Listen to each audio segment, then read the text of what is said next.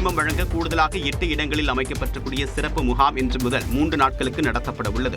செல்ல பிராணிகளுக்கு மைக்ரோசிப் செலுத்தி உரிமம் பெறுவது பெருநகர சென்னை மாநகராட்சியில் கட்டாயமாக்கப்பட்டுள்ளது. இதுவரை 98,523 செல்ல பிராணிகள் விவரங்கள் பதிவு செய்யப்பட்டு 54,576 செல்ல பிராணிகளுக்கு உரிமங்கள் வழங்கப்பட்டுள்ளன. இந்நிலையில் வருகின்ற 7ஆம் தேதி வரை காலக்கெடு விதிக்கப்பட்டிருந்த சூழ்நிலையில் செல்ல பிராணிகள் உரிமையாளர்களின் கோரிக்கையின் ஏற்று 14ஆம் தேதி வரை நீட்டிக்கப்பட்டுள்ளது. இந்நிலையில் இந்த பணியை மேலும் செயல்படுத்த ஏதுவாக இன்று முதல் 3 நாட்களுக்கு கூடுதலாக 8 இடங்களில் சிறப்பு முகாம்கள் நடத்தப்பட உள்ளன.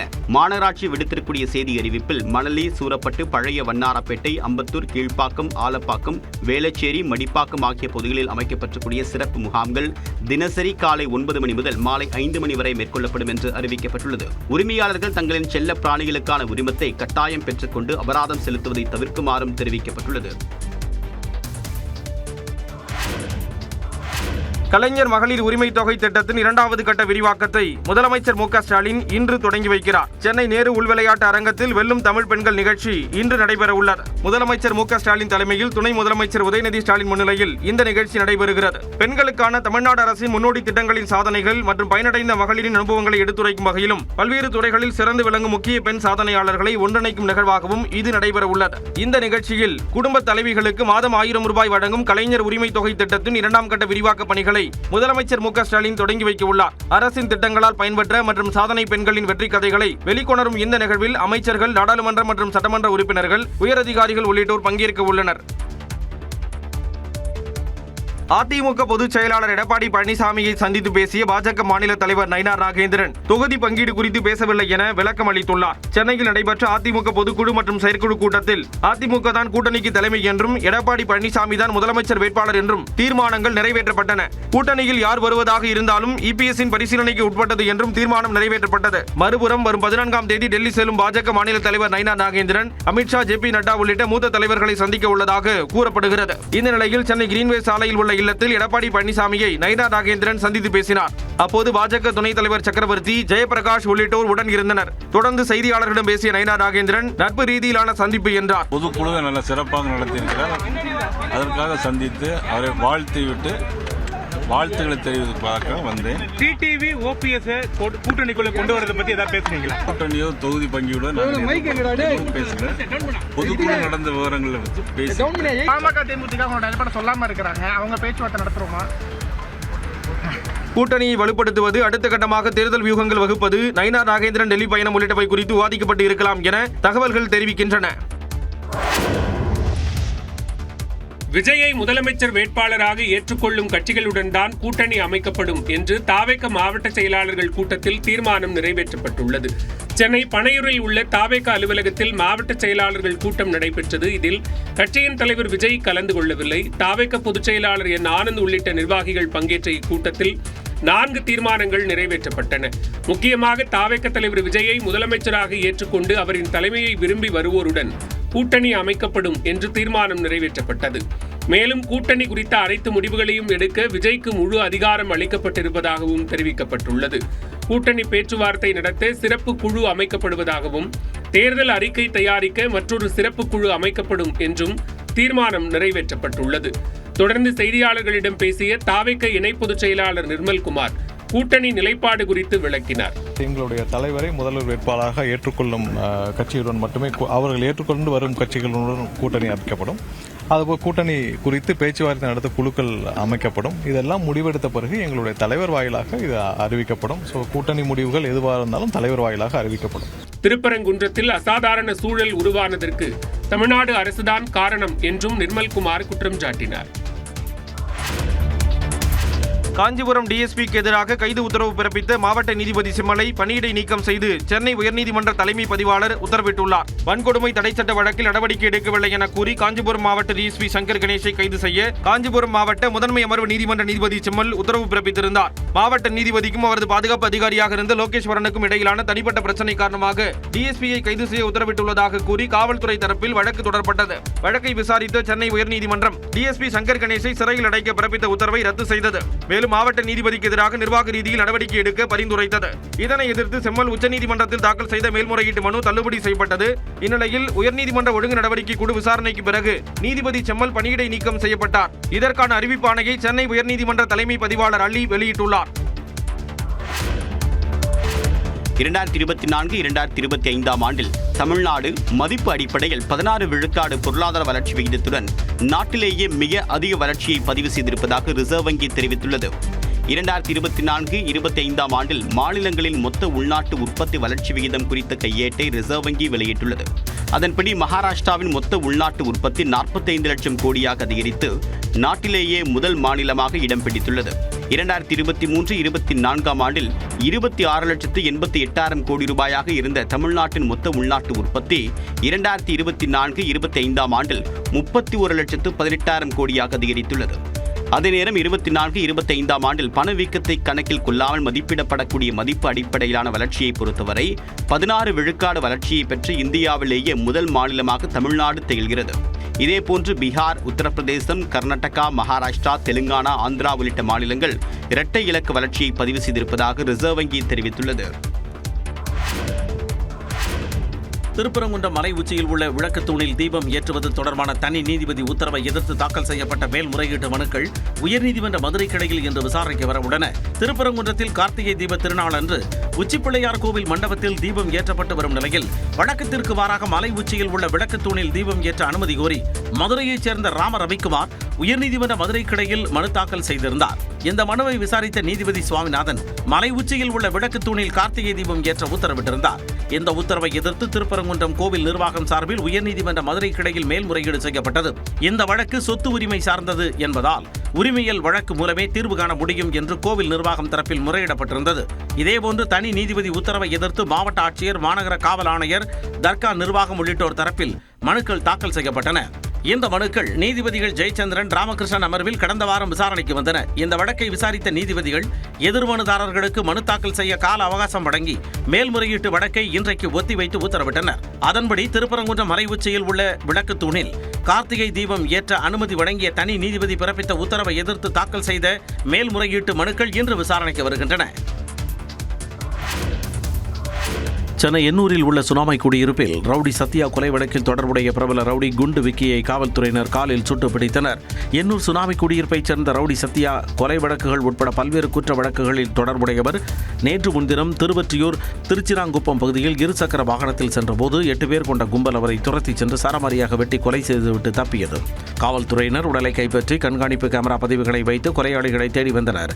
இந்நிலையில் கொலையில் சம்பந்தப்பட்ட புதுச்சேரியைச் சேர்ந்த ரவுடி குண்டு விக்கி எண்ணூர் சுனாமி குடியிருப்பில் பதுங்கியிருப்பதாக தகவல் அறிந்து காவலர்கள் சென்றனர். அப்போது உதவி ஆய்வாளர் நவீன் தலைமையிலான காவல்துறையினரை கண்டு விக்கி பெட்ரோல் குண்டு வீசி தாக்கியதாக கூறப்படுகிறது. அத்துடன் தப்பி ஓட முயன்றதால் காவலர்கள் அவரை காலில் சுட்டு கைது செய்தனர். இதனால் சுனாமி குடியிருப்பு பகுதியில் 2வது நாளாக பரபரப்பு நிலவியது. இதனிடையே ரவுடி விக்கியை ஸ்டான்லி அரசு மருத்துவமனையில் அனுமதித்து சிகிச்சை அளிக்கப்படும் நிலையில் மற்ற குற்றவாளிகள் குறித்து காவல்துறையினர் விசாரணை நடத்தி வருகின்றனர். சபரிமலை ஐயப்பன் கோவிலில் மண்டல பூஜை நாட்களுக்கான தரிசன முன்பதிவு நேற்று மாலை தொடங்கியது. சபரிமலை ஐயப்பன் கோவிலில் மண்டல சீசனை ஒட்டி கோவில் நடை கடந்த மாதம் 16ஆம் தேதி திறக்கப்பட்டு பூஜைகள் நடந்து வருகின்றன. ஆன்லைன் முன்பதிவு மூலமாக 70,000 பக்தர்களும், ஸ்பாட் புக்கிங் மூலமாக 8,500 பக்தர்களும் அனுமதிக்கப்பட்டு வருகின்றனர். மண்டல பூஜை தினமான வரக்கூடிய 27ஆம் தேதியும் அதற்கு முந்தைய தின தரிசன முன்பதிவும் அனுமதிக்கப்படாமல் இருந்தது. இந்நிலையில் இந்த 2 நாட்களுக்கான ஆன்லைன் முன்பதிவு நேற்று மாலை 5 மணிக்கு தொடங்கியது. வரக்கூடிய 26ஆம் தேதி 30,000 பக்தர்களும், 27ஆம் தேதி 35,000 பேரும் முன்பதிவு மூலமாக அனுமதிக்கப்பட உள்ளனர். இது தவிர ஸ்பாட் புக்கிங் மூலமாக 5,000 பேரும் தரிசனம் செய்யலாம் என்று அறிவிக்கப்பட்டுள்ளது. மலைப்பாதையில் பக்தர்களுக்கு குடிநீர், உணவு உள்ளிட்ட வசதிகள் 24 மணி நேரமும் கிடைக்கக்கூடிய வகையில் விரிவான ஏற்பாடுகள் செய்யப்பட்டிருப்பதாக தேவசம் போர்டு தெரிவித்துள்ளது. அமெரிக்க அதிபர் டிரம்புடன் தொலைபேசியில் உரையாடிய பிரதமர் நரேந்திர மோடி உலக அமைதி, ஸ்திரத்தன்மைக்காக இரு நாடுகளும் தொடர்ந்து இணைந்து செயல்படும் என தெரிவித்துள்ளார். இந்தியா மீது அமெரிக்கா கடுமையான வரிகளை விதித்துள்ள சூழலில் பிரதமர் நரேந்திர மோடியும் அமெரிக்க அதிபர் டொனால்டு டிரம்பும் தொலைபேசியில் உரையாடினர். இதுகுறித்து தனது எக்ஸ் பக்கத்தில் பதிவிட்டுள்ள பிரதமர் இருவருக்கும் இடையிலான உரையாடல் சுவாரஸ்யமாக அமைந்ததாக கூறியுள்ளார். இந்த உரையாடலின் போது இருதரப்பு உறவுகளில் ஏற்பட்டுள்ள முன்னேற்றத்தை மதிப்பாய்வு செய்ததாகவும் பிராந்திய மற்றும் சர்வதேச நிலவரங்கள் குறித்து இருவரும் விவாதித்ததாக குறிப்பிட்டுள்ளார். மேலும் உலக அமைதி, ஸ்திரத்தன்மைக்காக இரு நாடுகளும் தொடர்ந்து இணைந்து செயல்படும் என்றும் உறுதியளித்துள்ளார். ரஷ்ய அதிபர் விளாடிமிர் புதினின் இந்திய வருகையை தொடர்ந்து இரு நாட்டு தலைவர்கள் மத்தியில் நடைபெற்ற இந்த உரையாடல் கவனம் பெற்றுள்ளது. இதனிடையே குழந்தையை பெற்றெடுத்து அதன் மூலம் அமெரிக்க குடியுரிமை பெற நினைத்தால் சுற்றுலா விசாக்கள் நிராகரிக்கப்படும் என இந்தியாவில் உள்ள அமெரிக்க தூதரகம் அறிவித்துள்ளது. இந்நிலையில் இரு நாட்டு தலைவர்களின் உரையாடலுக்கு பிறகு இந்தியா அமெரிக்கா இடையிலான உரசல் முடிவுக்கு வருமா என்ற எதிர்பார்ப்பு எழுந்துள்ளது. வங்கதேசத்தில் அடுத்த ஆண்டு பிப்ரவரி 12ஆம் தேதி பொதுத் தேர்தல் நடைபெறும் என்று அந்நாட்டு தலைமை தேர்தல் ஆணையர் நசீர் உதீன் அறிவித்திருக்கிறார். அண்டை நாடான வங்கதேசத்தில் இடஒதுக்கீடு விவகாரம் தொடர்பாக அந்நாட்டு மாணவர்கள் மாபெரும் போராட்டத்தை முன்னெடுத்தனர். இந்த போராட்டம் கலவரமாக மாறிய நிலையில் அதிபர் ஷேக் ஹசீனா பதவியை ராஜினாமா செய்துவிட்டு இந்தியாவிற்குள் தஞ்சம் புகுந்தார். இதையடுத்து பொருளாதார நிபுணர் முகமது யூனுஸ் தலைமையில் இடைக்கால அரசு அமைந்தது. இந்நிலையில் பொதுத் தேர்தல் தொடர்பாக தலைமை தேர்தல் ஆணையர் நசீர் உதீன் தலைமையில் ஆலோசனைக் கூட்டம் நடைபெற்றது. இதைத் தொடர்ந்து வங்கதேசத்தின் 13வது தேசிய நாடாளுமன்ற தேர்தல் அடுத்த ஆண்டு பிப்ரவரி 12ஆம் தேதி நடைபெறும் என்று நசீர் உதீன் அறிவித்தார். 300 தொகுதிகளுக்கும் ஒரே நேரத்தில் தேர்தல் நடைபெறும் என்றும் டிசம்பர் 29ஆம் தேதிக்குள்ளாக வேட்புமனு தாக்கல் செய்ய வேண்டும் என்றும் அறிவிக்கப்பட்டுள்ளது. ஷேக் ஹசீனாவின் அவாமி லீக் கட்சிக்கு தடை விதிக்கப்பட்டிருக்கும் நிலையில் முன்னாள் பிரதமர் கலிதா ஜியாவின் வங்கதேச தேசியவாத கட்சிக்கும் ஜமாத்-இ-இஸ்லாமி கட்சிக்கும் இடையே போட்டி நிலவுகிறது. தென்னாப்பிரிக்காவுக்கு எதிரான 2வது T20 போட்டியில் இந்திய அணி தோல்வியை தழுவியது.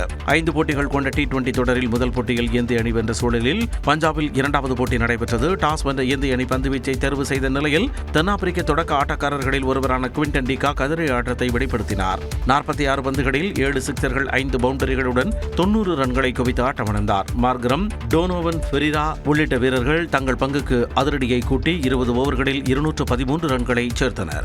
இந்திய பவுலர்களில் வருண் சக்கரவர்த்தி 2 விக்கெட்டுகளை சாய்த்தார். வெற்றிக்கு இமாலய இலக்குடன் களமிறங்கிய இந்திய பேட்ஸ்மேன்களில் சுபன் கில் டக் அவுட் ஆகி அதிர்ச்சி கொடுத்தார். அபிஷேக் சர்மா, அக்சர் பட்டேல், கேப்டன் சூரியகுமார் சொற்ப ரன்களில் வெளியேறி ஏமாற்றமடைக்க திலக் வர்மா மட்டும் இறுதி வரை நிலைத்து நின்று 62 ரன்களை சேர்த்து ஆட்டமிழந்தார். ஹர்திக் பாண்டியா, ஜிதேஷ் சர்மா, சிவம் துபே உள்ளிட்டோர் தாக்குப்பிடிக்காததால் 20 ஓவர்களில் இந்திய அணி 162 ரன்களுக்கு ஆல் அவுட் ஆனது. ஆட்டநாயகன் விருது குவிண்டன் டிகாக்கிற்கு வழங்கப்பட்டது. இரு அணிகளும் தலா ஒரு வெற்றியுடன் தொடரில் சமநிலையில் உள்ள நிலையில் 3வது T20 போட்டி வருகின்ற ஞாயிற்றுக்கிழமையன்று தர்மசாலாவில் நடைபெறவுள்ளது. தமிழ்நாடு அரசின் பங்களிப்புடன் சென்னை சர்வதேச திரைப்பட விழா கோலாகலமாக தொடங்கியுள்ளது. சென்னை ராயப்பேட்டையில் உள்ள சத்தியம் திரையரங்கில் தமிழ்நாடு அரசின் ஆதரவுடன் இந்தோ சினி அப்ரிசியேஷன் ஃபவுண்டேஷன் சார்பில் 23வது சென்னை சர்வதேச திரைப்பட விழாவின் தொடக்க விழா நடைபெற்றது. இந்நிகழ்ச்சியில் நடிகர் ரஜினியின் 50 ஆண்டுகால திரை வாழ்க்கையை சிறப்பிக்கும் விதமாக நினைவு பரிசு வழங்கப்பட்டது. அதனை ரஜினியின் மகள் ஐஸ்வர்யா ரஜினிகாந்த் பெற்றுக் கொண்டார். அவருடைய மகள் ஐஸ்வர்யா இங்க வந்ததுல ரொம்ப மகிழ்ச்சி. அவருக்கு சேர வேண்டிய இந்த டிராஃபி அவருக்கேதான். மேடையில் பேசிய அமைச்சர் சாமிநாதன் ரஜினிக்கு பிறந்த நாள் வாழ்த்து கூறினார். மேலும் பல்லாண்டு காலம் வாழ்ந்த இந்த திரையுலகத்திற்கு ஒரு ஜாம்பவானாக அவர் நிச்சயம் விளங்குவார் என்பதில் எந்த ஐயமில்லை. எனவே அவர் உடல் ஆரோக்கியம் பெற்று பல்லாண்டு காலம் வாழ்ந்து திரையுலகத்தை வழிநடத்த வேண்டும் என்ற நேரத்தில் நான் கேட்டுக்கொள்கிறேன். செய்தியாளர்களிடம் பேசிய நடிகை சிம்ரன் திரைப்படங்களை வணிகமாக பார்க்காமல் கலையாக பார்க்க வேண்டும் என கேட்டுக்கொண்டார். I think many youngsters also must come forward. இது மட்டும் I think we should not just look at cinema as a business alone. I think we should look at it as a creative aspect of our lives. If you are in love with cinema. So எனக்கு பொறுத்த வரைக்கும் I love cinema and I'm always there to support this kind of event.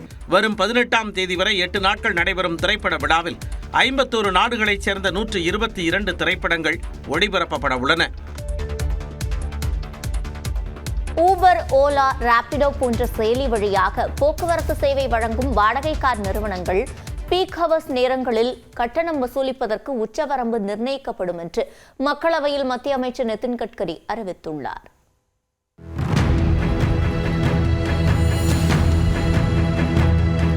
Delhi, Mumbai, Bengaluru, Chennai உள்ளிட்ட பெருநகரங்களில் auto மற்றும் கால் டாக்ஸிகளில் பயணிப்போர் எண்ணிக்கை அதிகரித்த வண்ணம் உள்ளது.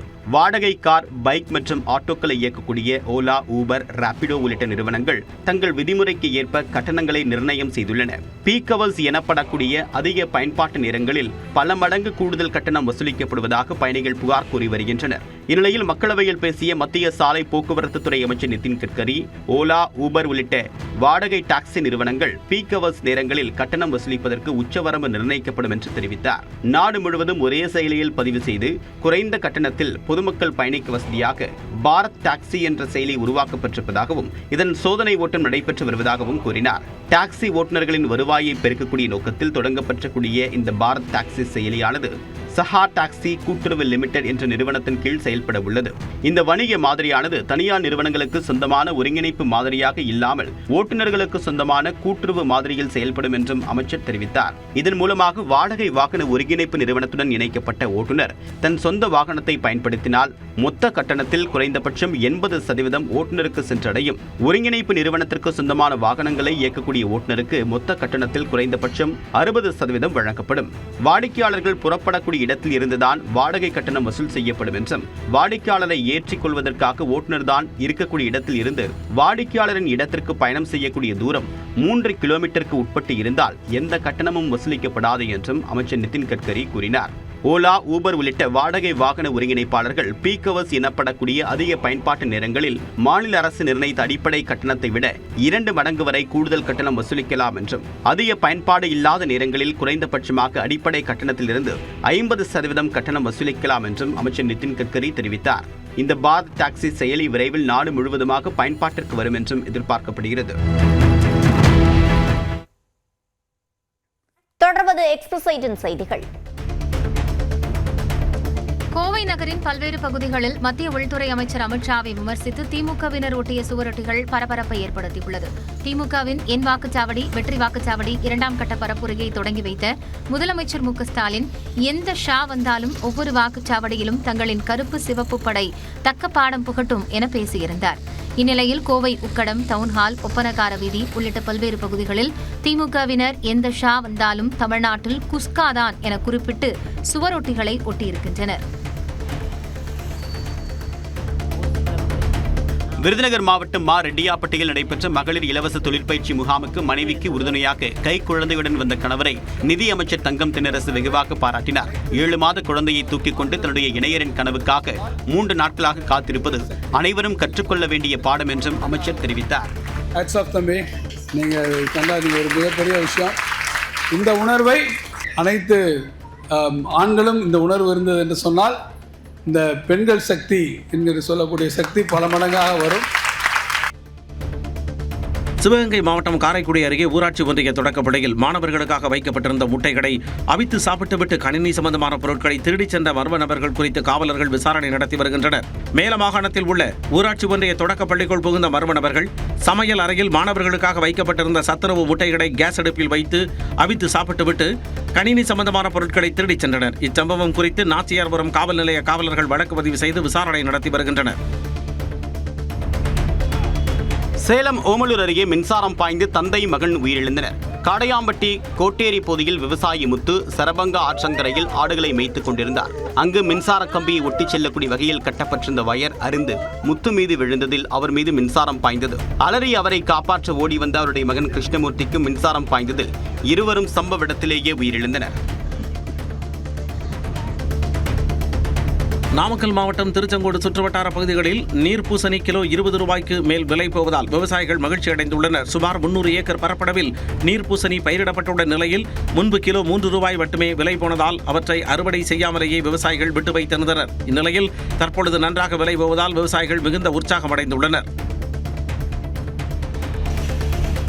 திருப்பத்தூர் மாவட்டம் ஆம்பூரில் டாஸ்மாக் கடையை அகற்ற கோரி பொதுமக்கள் போராட்டத்தில் ஈடுபட்டனர்.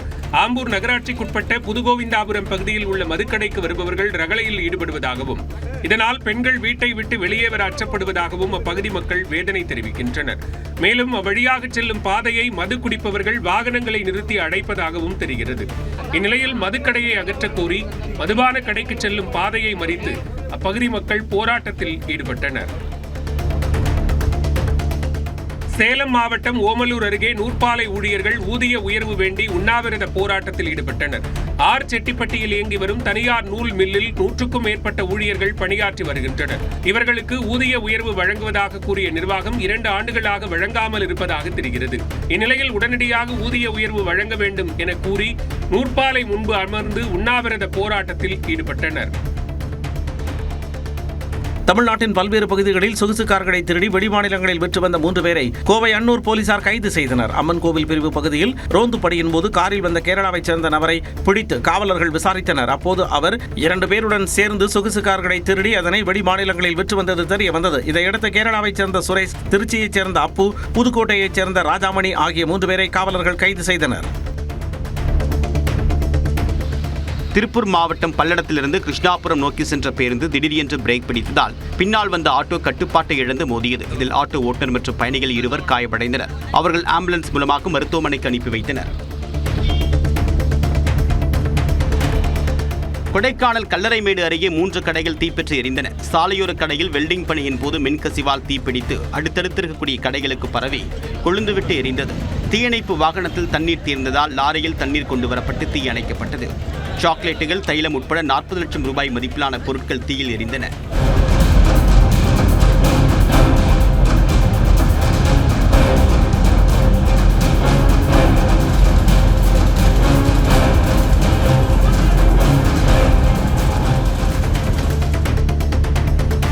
திருப்பதி மலையில் காதலியை மணமுடித்து வைக்க கோரி இளைஞர் உடலை கீறிக்கொண்டு வாக்குவாதத்தில் ஈடுபட்டதால் பரபரப்பு ஏற்பட்டது.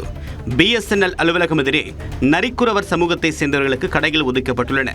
அங்கு சென்ற இளைஞர் ஒரு குடும்பத்தினரிடம் தனக்கு வாக்குறுதி அளித்தபடி உங்கள் மகளை திருமணம் செய்து வைக்க வேண்டும் என்று கூறி தான் வைத்திருந்த கத்தியால் உடலை கீறி ரகளையில் ஈடுபட்டார். தேவஸ்தான விஜிலன்ஸ் துறையினர் காவலர்கள் நெருங்க முயன்ற போது அவர் தற்கொலை மிரட்டல் விடுத்த நிலையில் நீண்ட போராட்டத்திற்கு பிறகு அவரை பிடித்து மருத்துவமனைக்கு அழைத்து சென்றனர். மகாராஷ்டிராவில் சாலையை கடக்க முயன்றபோது கர்ப்பிணியுடன் சென்ற 9 வயது சிறுமி பேருந்து மோதி பரிதாபமாக உயிரிழந்தார். உத்தரப்பிரதேசத்தைச் சேர்ந்த 9 வயது சிறுமி சுதா லால் தனது சகோதரி ராதாராம் மோகன் வர்மாவுடன் புனே அருகே வசித்து வந்தார். இந்நிலையில் கடந்த செவ்வாயன்று பிம்பிரி என்ற இடத்தில் இருவரும் சாலையை கடக்க முயன்றனர். அப்போது வழியாக வந்த பேருந்து இருவர் மீதும் மோதியது. இதில் சிறுமி நிகழ்விடத்திலேயே உயிரிழந்தார். காயமடைந்த ராதாராம் மோகன் மருத்துவமனையில் சிகிச்சை பெற்று வருகிறார். விபத்து தொடர்பாக கிரண் ஜாதவ் என்பவரை காவல்துறையினர் கைது செய்தனர்.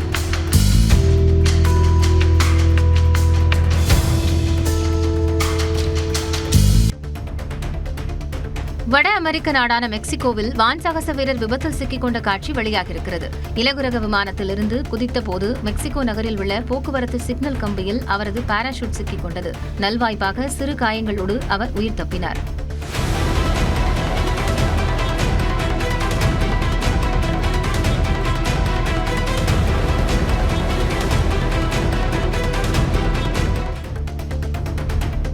தனது புகைப்படத்தை மார்பிங் செய்து சமூக வலைதளத்தில் வெளியிட்ட நபர்களை பாடகி சின்மயி கடுமையாக சாடியுள்ளார். இனிமையான குரலுக்கு சொந்தக்காரரான பாடகி சின்மயி சமூக வலைதளங்களில் எப்போதும் ஆக்டிவாக இருந்து வருகிறார். அண்மையில் நடிகை ஒருவரின் மார்பிங் புகைப்படத்தை பார்த்து ஆத்திரமடைந்த இவர் அதற்கு எதிராக குரல் கொடுத்தார். அதனைத் தொடர்ந்து அவரது புகைப்படமும் மார்பிங் செய்யப்பட்டு இணையதளத்தில் வெளியானது. இந்நிலையில் வீடியோ ஒன்றை வெளியிட்ட சின்மயி குரூர புத்தி கொண்ட ஆண்களுக்கு இதை தவிர வேறு எதுவும் தெரியாது என கூறியுள்ளார். மேலும் இதுபோன்ற அயோக்கியர்களுக்கு எதிராக தைரியமாக செயல்பட வேண்டும் எனவும் தெரிவித்துள்ளார். உத்தரப்பிரதேச மாநிலம் நொய்டாவில் ஆப்பிள் நிறுவனத்தின் விற்பனையகம் திறக்கப்பட்டுள்ளது. இது ஆப்பிள் நிறுவனம் இந்தியாவில் தொடங்கிய 5வது விற்பனை நிலையமாகும்.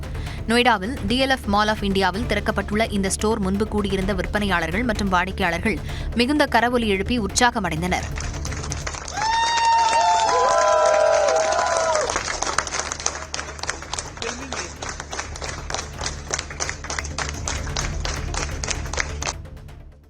ரஜினியின் பிறந்த நாளையொட்டி திருவண்ணாமலை மாவட்ட மாரடியில் காய்கறிகளை வைத்து அவரது உருவப்படத்தை ஓவியர் ஒருவர் வரைந்து அசத்தியுள்ளார். ஹரிஷ் பாபு என்ற அவர் 10 கிலோ பீன்ஸ், 1 கிலோ கேரட் ஆகியவற்றை வைத்து ரஜினியின் உருவத்தை வரைந்துள்ளார். ரஜினியின் 50 ஆண்டுகால திரை பயணத்தை குறிப்பிடும் வகையில் இதனை அவர் உருவாக்கியுள்ளார். வன்னியர்களுக்கு 10.5% இடஒதுக்கீடு விவகாரத்தில் எடப்பாடி பழனிசாமி உறுதியாக இருப்பதாக பாஜக தேசிய மகளிர் அணி தலைவர் வானதி சீனிவாசன் தெரிவித்தார். தாவேகா இல்ல பாமக அவங்களோட விஷயங்கள் எல்லாமே ஒவ்வொரு கட்சிக்கும் ஒரு நிலைப்பாடு இருக்கு, அதை அவங்க எடுக்கலாம். அதுதானே அவர் தானே அறிவிச்சாரு, அவர் தானே அதை கொண்டு வந்தவரே அவர் தானே, அதனால அவர் அதுல உறுதியா இருக்காரு. உசிலம்பட்டி நகராட்சி வார்டு உறுப்பினரை தகுதி நீக்கம் செய்து நகராட்சி நிர்வாகத்துறை பிறப்பித்த அரசாணைக்கு இடைக்கால தடை விதித்து உயர்நீதிமன்ற மதுரை கிளை உத்தரவிட்டுள்ளது. நகர்மன்ற தலைவராக இருந்த சகுந்தலா கவுன்சிலர் பதவியிலிருந்து நீக்கப்பட்டதை எதிர்த்து அவர் தொடுத்த வழக்கு நீதிபதி விஜயகுமார் முன்பு விசாரணைக்கு வந்தது. அப்போது உசிலம்பட்டி நகராட்சி தலைவர் பதவிக்கு ஜனவரி 7ஆம் தேதி வரை தேர்தல் நடத்தக்கூடாது என்று இடைக்கால தடை விதிக்கப்பட்டது. மனு குறித்து நகராட்சி நிர்வாகத்துறை செயலாளர் பதில் மனு தாக்கல் செய்யவும் உத்தரவிடப்பட்டது. தென்காசி மாவட்டம் சங்கரன் கோவிலில் விசைத்தறி தொழிலாளர்களின் 22 நாட்கள் போராட்டம் முடிவிற்கு வந்தது. வீடு சார்ந்த விசைத்தறி தொழிலாளர்களுக்கு 16% கூலி உயர்வு வழங்க முடிவு செய்யப்பட்ட நிலையில் 10% கூலி உயர்வு மட்டுமே வழங்கப்பட்டதை கண்டித்து தொழிலாளர்கள் வேலைநிறுத்த போராட்டத்தில் ஈடுபட்டு வந்தனர். இந்நிலையில் மாவட்ட ஆட்சியர் கமல் கிஷோர் தலைமையிலான பேச்சுவார்த்தையில் 12% கூலி உயர்வு வழங்க முடிவெடுக்கப்பட்டது. இதனை ஏற்று தொழிலாளர்கள் போராட்டத்தை கைவிட்டனர். மாமல்லபுரத்தில் வீட்டின் சமையல் அறையில் புகுந்து அச்சுறுத்திய நல்ல பாம்பை தீயணைப்புத் துறையினர் மீட்டனர். பாம்பு பிடிக்கும் கருவிகளுடன் விரைந்து வந்த வீரர்கள் மறைவிடத்தில் பதுங்கியிருந்த நல்ல பாம்பை லாவகமாக பிடித்தனர். படமெடுத்து ஆடிய பாம்பை சாக்குப்பைக்குள் போட்டுக்கொண்டு சென்ற அவர்கள் காட்டுப்பகுதியில் விடுவித்தனர்.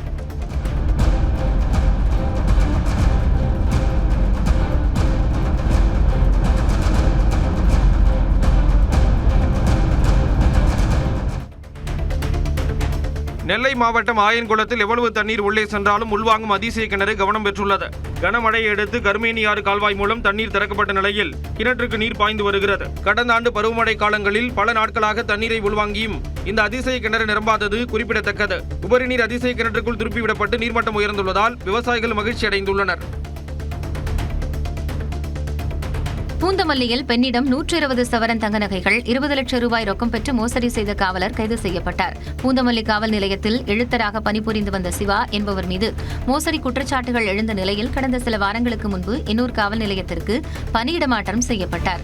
இந்நிலையில் இவர் நகைகள் பணம் வாங்கி மோசடி செய்ததாக பெண் ஒருவர் புகார் அளித்த நிலையில் வழக்கு பதிவு செய்யப்பட்டது. இதையடுத்து காவலர் சிவா கைது செய்யப்பட்டு சிறையில் அடைக்கப்பட்டார்.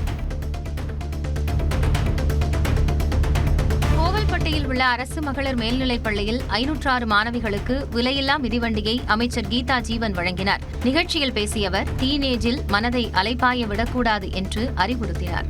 டீனேஜில் உங்களுடைய மனசை அலைபாய விடாத, லவ் அஃபேர்னு சொல்லி எதையும் நம்பி ஏமாந்து விடாத.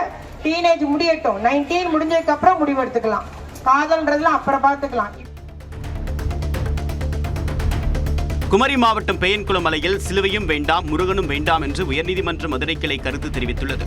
இது தொடர்பான மேல்முறையீட்டு வழக்கு நீதிபதிகள் ஜெயச்சந்திரன், ராமகிருஷ்ணன் அமர்வில் விசாரணைக்கு வந்தது. அப்போது மலைப்பகுதி நிலம் யாருக்கு சொந்தமானது என்று நீதிபதிகள் கேள்வி எழுப்பிய நிலையில் புறம்போக்கு நிலம் என்று அரசு தரப்பில் தெரிவிக்கப்பட்டது. இதையடுத்து அனைத்து மேல்முறையீட்டு மனுக்களையும் ஒன்றாக சேர்த்து விசாரிப்பதாக கூறி டிசம்பர் 15ஆம் தேதிக்கு ஒத்திவைத்தனர்.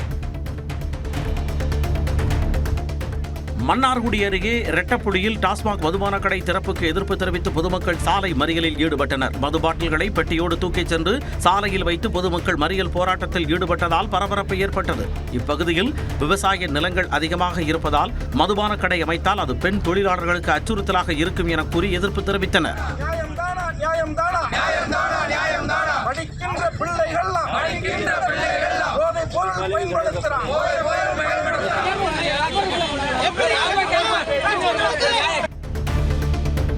மதுரை மாவட்டம் வாடிப்பட்டியில் வயது மூப்பு காரணமாக உயிரிழந்த ஜல்லிக்கட்டு காளையை கிராம மக்கள் மேளதாளத்துடன் ஊர்வலமாக எடுத்துச் சென்று அடக்கம் செய்தனர். மனிதர்கள் இறக்கும் பொழுது அவர்களுக்கு செய்யக்கூடிய சடங்குகள் அனைத்தையும் ஜல்லிக்கட்டு காளைக்கு செய்தது நெகிழ வைத்தது.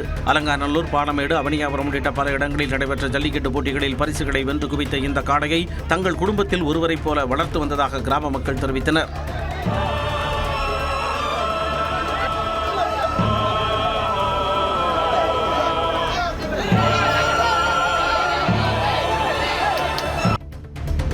தூத்துக்குடி தெப்பக்குளம் அருகே மீண்டும் பெரிய பள்ளம் ஏற்பட்டதால் அந்த பொதுமக்கள் அச்சமடைந்துள்ளனர். தூத்துக்குடி நகரின் மையப்பகுதியில் அமைந்திருக்கூடிய சுந்தரபாண்டிய விநாயகர் கோவிலுக்கு சொந்தமான தெப்பக்குளம் அருகே கடந்த சில நாட்களுக்கு முன்பாக சுமார் 5 அடிக்கு பள்ளம் ஏற்பட்டது. இந்நிலையில் மற்றொரு பகுதியில் தற்போது 6 அடிக்கு பள்ளம் ஏற்பட்டிருப்பதால் தெப்பக்குளத்தின் சுற்றுச்சுவர் மற்றும் 2 மின்மாற்றிகள் விழக்கூடிய அபாயம் ஏற்பட்டுள்ளது. ஈரோட்டில் ஒரே நாளில் 4 சிறுவர்கள் உட்பட 18 பேரை திருநாய்கள் கடித்தன. பெரிய சேமூரை அடுத்த அம்மன் நகர் பகுதியில் சாலையில் வருவோரை துரத்திய திருநாய்கள் ஒருவர் பின் ஒருவராக கடித்து குதறின.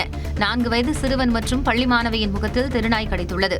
காயமடைந்தவர்கள் ஈரோடு அரசு மருத்துவமனையில் சிகிச்சை பெற்ற நிலையில் அப்பகுதி மக்கள் கடும் ஆத்திரமடைந்தனர். இதனிடையே அப்பகுதியில் திருநாய்களை பிடிக்க மாநகராட்சி பணியாளர்களுக்கு உத்தரவிடப்பட்டது.